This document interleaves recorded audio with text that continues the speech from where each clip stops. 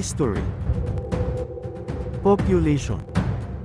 10 mga malawak na lungsod sa buong mundo, at yan ang ating pag-uusapan ngayon.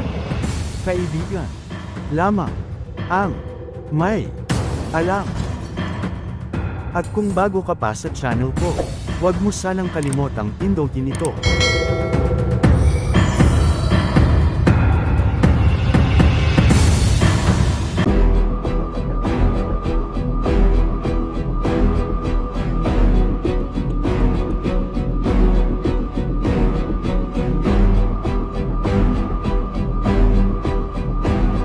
Number 10. Cairo, Egypt.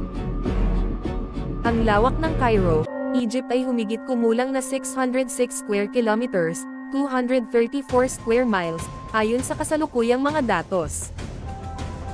Subalit, ang lawak na ito ay maaaring magbago depende sa mga pagbabago sa urbanisasyon at pag-unlad ng lungsod.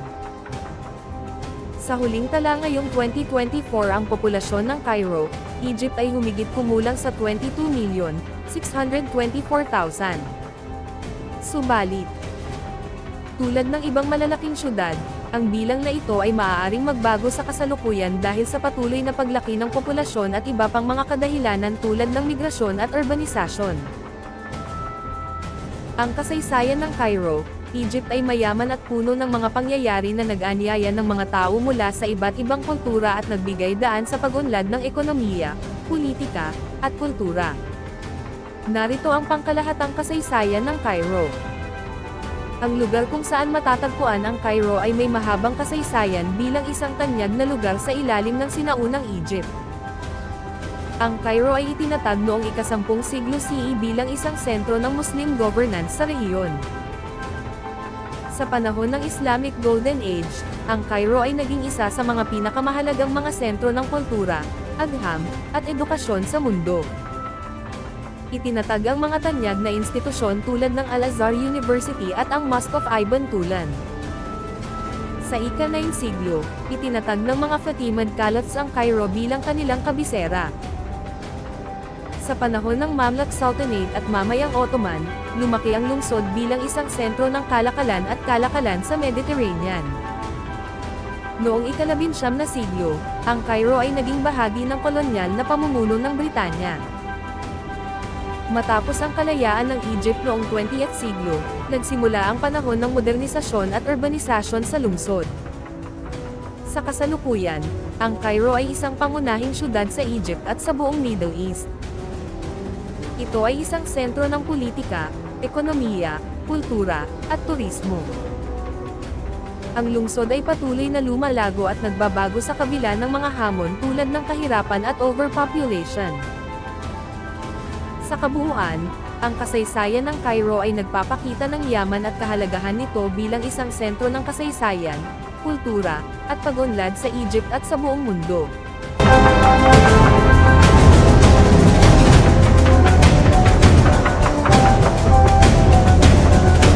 Number 9. Beijing, China.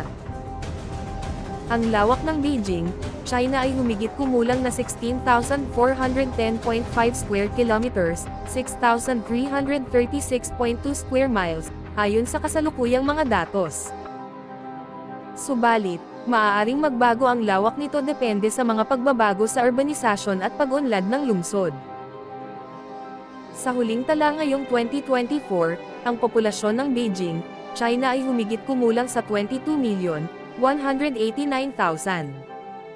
Subalit, tulad ng ibang malalaking syudad, ang bilang na ito ay maaaring magbago sa kasalukuyan dahil sa patuloy na paglaki ng populasyon at iba pang mga kadahilanan tulad ng migrasyon at urbanisasyon.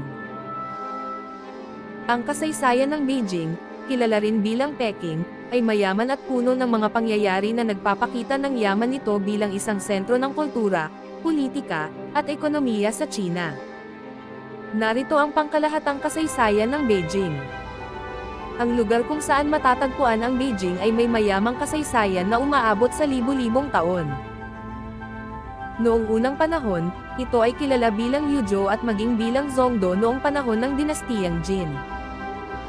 Noong panahon ng dinastiyang Yuan, ginawang kabisera ni Kublai Khan ang Beijing at itinatag ang kanyang kapangyarihan sa lugar.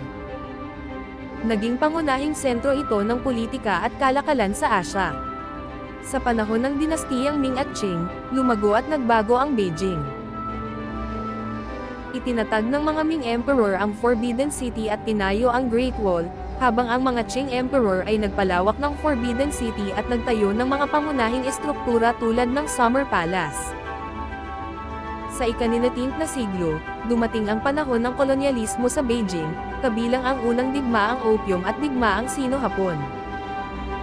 Ang lungsod ay naging sentro ng mga digmaan at paglaban para sa kalayaan. Sa kasalukuyan, ang Beijing ay isang pangunahing syudad sa China, kilala bilang kabisera ng bansa. Ito ay sentro ng politika, ekonomiya, kultura, at teknolohiya. Ang lungsod ay patuloy na lumalago at nagbabago, anuman ang mga hamon tulad ng urbanisasyon at pollution. Sa kabuuan, ang kasaysayan ng Beijing ay nagpapakita ng yaman at kahalagahan nito bilang isang sentro ng kasaysayan, kultura, at pag-unlad sa China at sa buong mundo.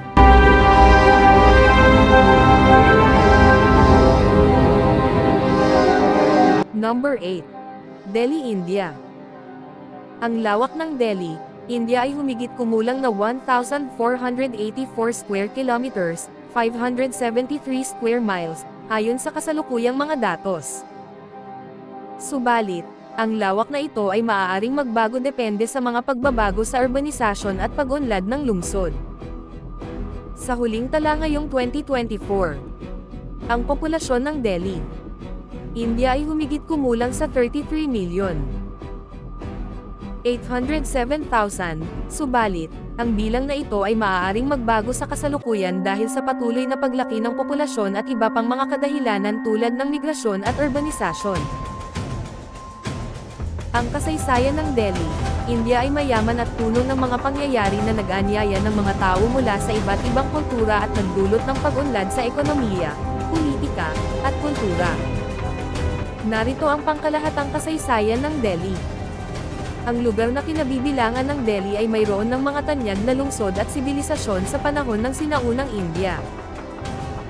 Maraming mga dynasties at empires ang namayani sa rehiyon, kabilang ang Maurya, Gupta, at Mughal. Noong 12th siglo, itinatag ni Sultan Quwabruddin Aibak ang Delhi Sultanate, na nagtampok ng mga Muslim rulers. Ang panahon ng Sultanate ay nagpatibay ng Islamic influence sa rehiyon at naging sentro ito ng Islamic culture at governance sa India. Ang Mughal Empire ay naghari sa Delhi mula sa 16 hanggang sa unang kalahati ng 19th siglo. Ang mga Mughal emperors ay nagpatuloy sa pagpapalakas ng lungsod bilang isang sentro ng kalakalan, sining, at arkitektura. Isa sa mga pinakatanyag na estruktura mula sa panahon ng Mughal ay ang Red Fort at ang Jama Masjid. Sa gitna ng 19th siglo, dumating ang British East India Company at nagsimula ng kolonisasyon ng India. Tinatawag na Old Delhi, itinatag nila ang isang bagong lungsod sa kasalukuyang lugar ng New Delhi, na ginawa nilang kabisera ng kanilang kolonya. Pagkatapos ng pagkakamit ng kalayaan mula sa mga Briton noong 1947, ang Delhi ay naging kabisera ng Republika ng India. Sa kasalukuyan, ito ay isang pangunahing sentro ng politika, ekonomiya, at kultura sa bansa. Sa kabuuan, ang kasaysayan ng Delhi ay nagpapakita ng yaman at kahalagahan nito bilang isang sentro ng kasaysayan, kultura, at pag-unlad sa India.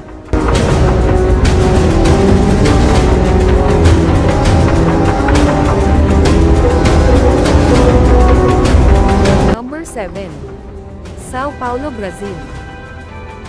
Ang lawak ng Sao Paulo, Brazil ay humigit kumulang na 1,521 square kilometers, 587 square miles, ayon sa kasalukuyang mga datos. Subalit, maaaring magbago ang lawak nito depende sa mga pagbabago sa urbanisasyon at pag-unlad ng lungsod. Sa huling tala ngayong 2024, ang populasyon ng Sao Paulo, Brazil ay humigit kumulang sa 22,808,000. Subalit, Tulad ng ibang malalaking syudad, ang bilang na ito ay maaaring magbago sa kasalukuyan dahil sa patuloy na paglaki ng populasyon at iba pang mga kadahilanan tulad ng migrasyon at urbanisasyon. Ang kasaysayan ng Sao Paulo, Brazil ay puno ng mga pangyayari na nag-anyaya ng mga tao mula sa iba't ibang bahagi ng mundo at nagbigay daan sa pag-unlad ng ekonomiya, kultura, at lipunan. Narito ang pangkalahatang kasaysayan ng Sao Paulo. Bago pa man dumating ang mga Europeo, ang lugar kung saan matatagpuan ang Sao Paulo ay tahanan ng mga katutubo na Tupi-Guarani. Sila ang mga unang nanirahan sa lugar at nagkaroon ng mga kabuhayan tulad ng pagtatanim at pangingisda. Noong ika-16 na siglo, ang Jesuit missionaries ay nagtatag ng isang misyon sa lugar kung saan matatagpuan ngayon ang Sao Paulo. Ito ay unang tinawag na Sao Paulo dos Campos de Piritinanga. Noong 1711, itinatag ang lungsod ng Sao Paulo. Sa panahon ng gantimpala sa kape at pangangalakal, lumakas ang ekonomiya ng Sao Paulo. Ang pag-aani ng kape ay naging pangunahing industriya at nagdulot ng pag-unlad sa ekonomiya ng lungsod. Sa paglipas ng panahon, naging isang pangunahing sentro ito ng kalakalan at industriya sa Brazil. Sa ikalawang kalahati ng ika-20 siglo, dumami ang populasyon ng Sao Paulo dahil sa urbanisasyon at migrasyon mula sa iba't ibang bahagi ng Brazil. Ang lungsod ay lumaki at nagkaroon ng malakihang industrialisasyon, kabilang ang pagmimina, paggawa, at serbisyo. Sa kasalukuyan, ang Sao Paulo ay isa sa pinakamalaking mga syudad sa Brazil at sa buong Amerika Latina. Ito ay isang pangunahing sentro ng kalakalan, finance, industriya, at kultura. Sa kabila ng mga hamon tulad ng kahirapan at kriminalidad, patuloy na lumalago at nagbabago ang lungsod. Sa kabuuan, ang kasaysayan ng Sao Paulo ay nagpapakita ng yaman at kahalagahan nito bilang isang sentro ng kalakalan, ekonomiya, at kultura sa Brazil at sa buong Amerika Latina.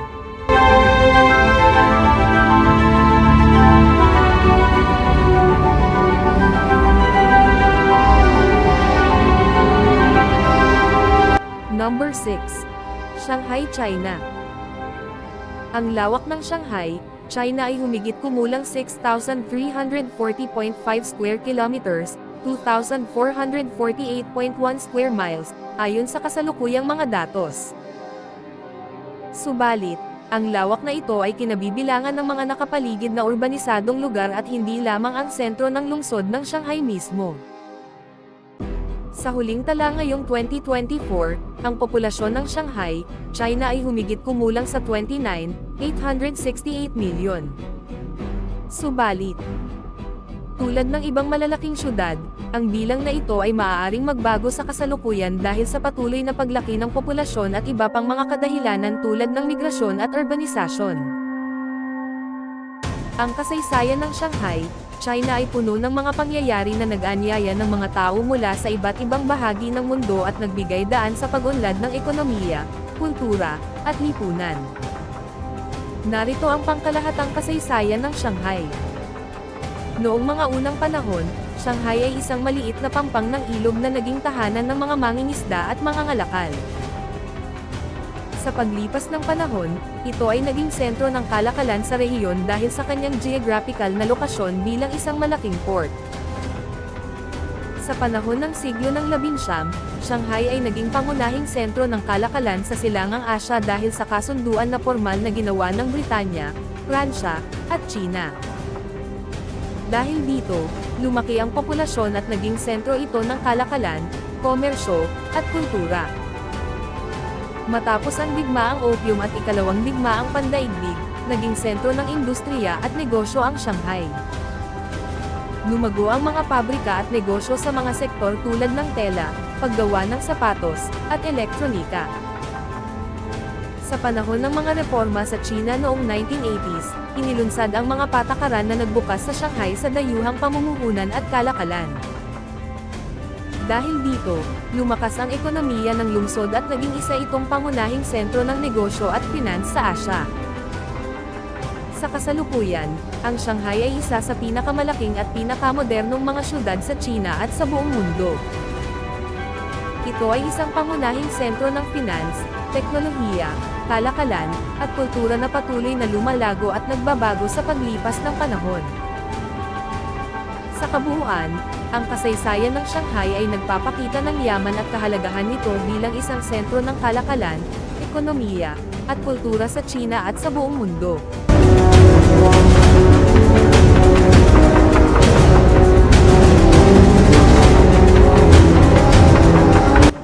Number 5. Manila, Philippines. Ang lawak ng lungsod ng Maynila, Pilipinas ay humigit kumulang na 42.88 square kilometers, 16.56 square miles, ayon sa kasalukuyang mga datos. Subalit, maaaring magbago ang lawak nito depende sa mga pagbabago sa urbanisasyon at pag-unlad ng lungsod. Ngayong 2024 ang populasyon ng lungsod ng Maynila ay humigit kumulang na 14,942,000, gayunpaman. Ang bilang na ito ay maaaring magbago sa kasalukuyan dahil sa patuloy na paglaki ng populasyon at iba pang mga kadahilanan tulad ng migrasyon at urbanisasyon.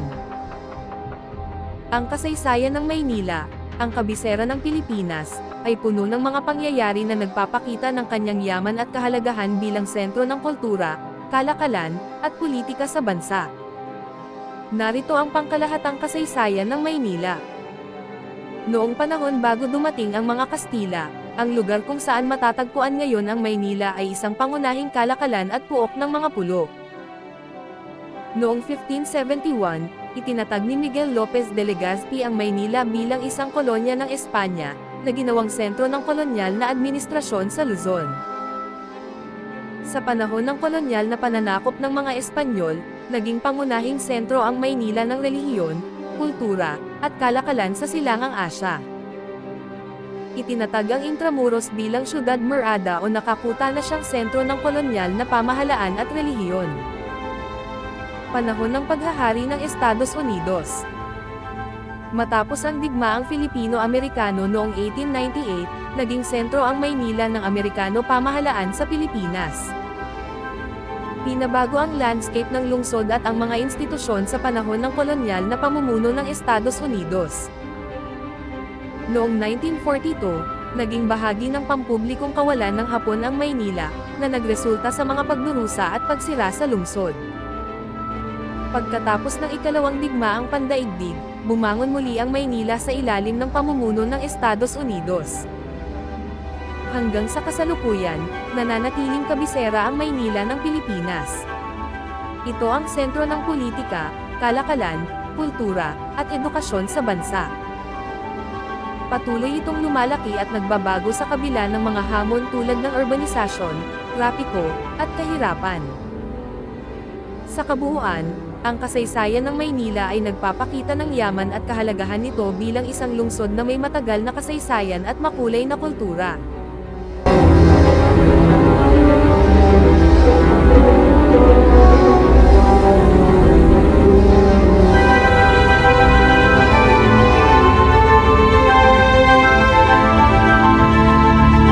Number 4. Mumbai ng India.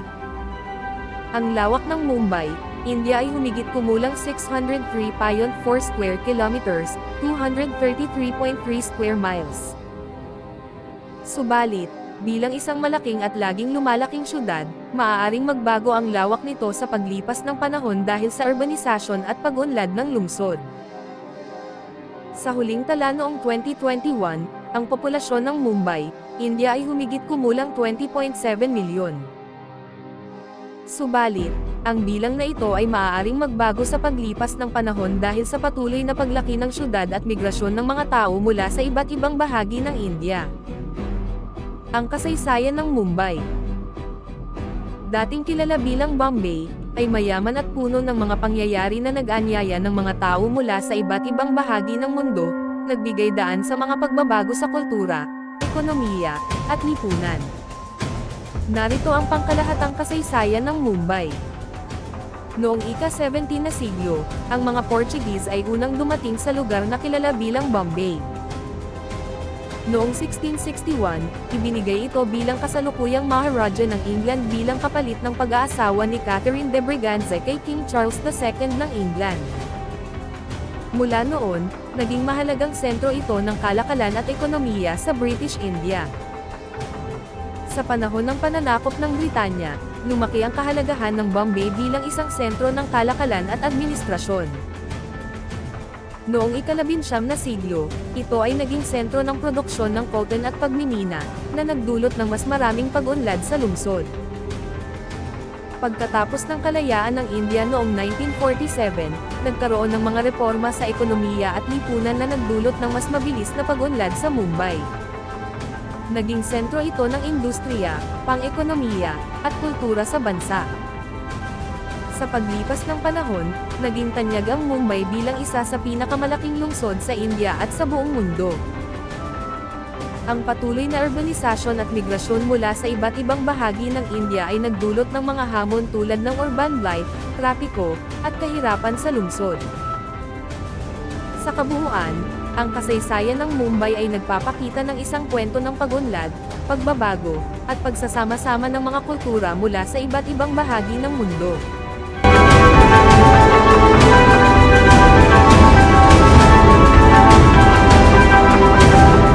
Number 3. Mexico.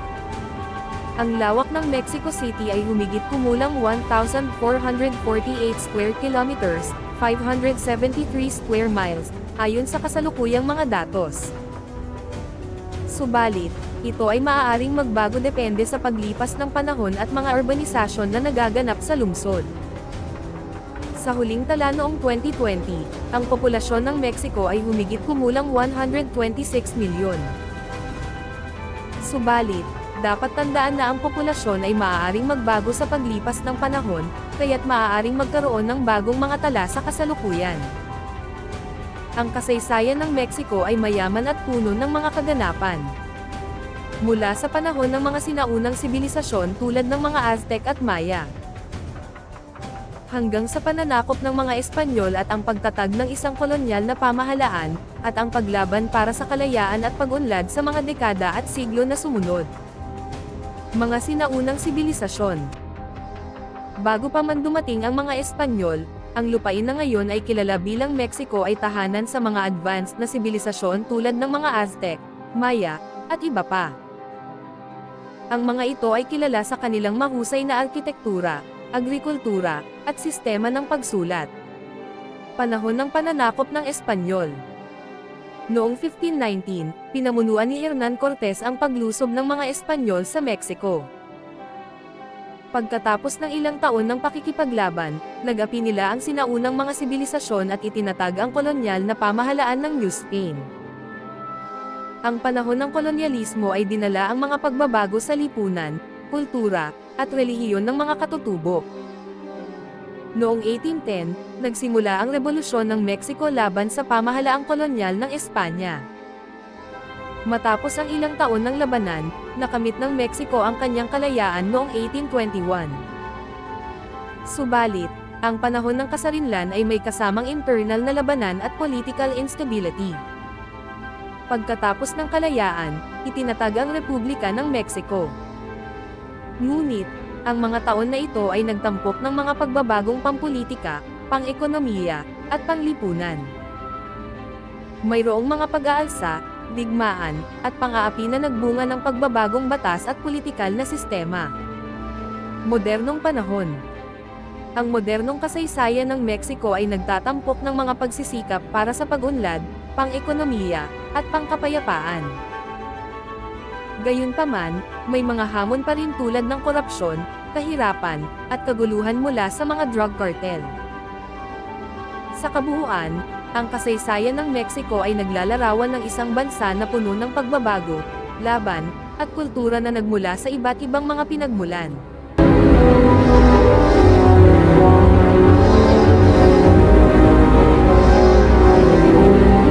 Number 2. New York City, USA. Ang kabuuang lawak ng New York City ay humigit kumulang 789 square kilometers, 305 square miles, na kinabibilangan ng 5 mga distrito: Manhattan, Bronx, Queens, Brooklyn, at Staten Island. Sa huling tala ng United States Census Bureau noong 2020, Ang populasyon ng New York City ay humigit kumulang 8.8 milyong katao. Subalit, dapat tandaan na ang populasyon ay maaaring magbago mula noong oras na iyon. Ang kasaysayan ng New York City ay mayaman at napakakomplikado. Naglalaman ng mga pangyayari mula sa panahon ng mga katutubo na Lenape hanggang sa pagunlad bilang isang pangunahing ekonomikong sentro ng mundo. Nagsimula ang kasaysayan ng New York City noong 1624, nang itinatag ito bilang isang kolonya ng Dutch West India Company at tinawag na New Amsterdam. Noong 1664, ipinagbili ito sa Ingles at pinangalan ng New York bilang pagpaparangal kay Duke of York. Sa panahon ng kolonyal na panahon, naging sentro ito ng kalakalan sa Atlantiko at naging tahanan ng maraming immigrant, kabilang ang mga Dutch, Ingles, at African slaves. Noong siglo ng 19, nagkaroon ng malakas na pagunlad ang ekonomiya ng New York City, lalo na sa mga industriya tulad ng shipping, manufacturing, at finance. Naging sentro ito ng mga kaganapan tulad ng Civil War at Industrial Revolution. Sa kasalukuyan, New York City ay kilala bilang isang pangunahing sentro ng kultura, negosyo, at turismo, na may napakadaming tanyag na landmark tulad ng Statue of Liberty, Empire State Building, at Times Square.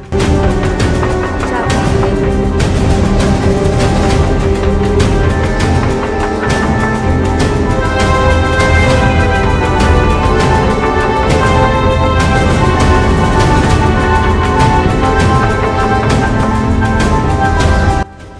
Number 1. Tokyo, Japan. Ang Tokyo ay kilala bilang isa sa pinakamalaking lungsod sa mundo, at ito ang pangunahing sentro ng Japan. Ito ay may halos 2,194 na square kilometers na lawak ng teritoryo. Bukod sa pagiging sentro ng kalakalan, kultura, at teknolohiya, Tokyo ay tanyag din sa kanyang mga makabagong infrastruktura, masiglang ekonomiya, at malawak na metropolitan area. Sa huling datos na mayroon ako, noong 2023, ang populasyon ng Tokyo ay humigit kumulang 14 milyon katao sa syudad mismo at higit sa 37 milyon katao sa kabuuang metropolitan area nito. Ang Tokyo ay isa sa pinakamataong urbanized areas sa mundo. Subalit, ito ay maaaring magbago depende sa pinakabagong demograpikong impormasyon.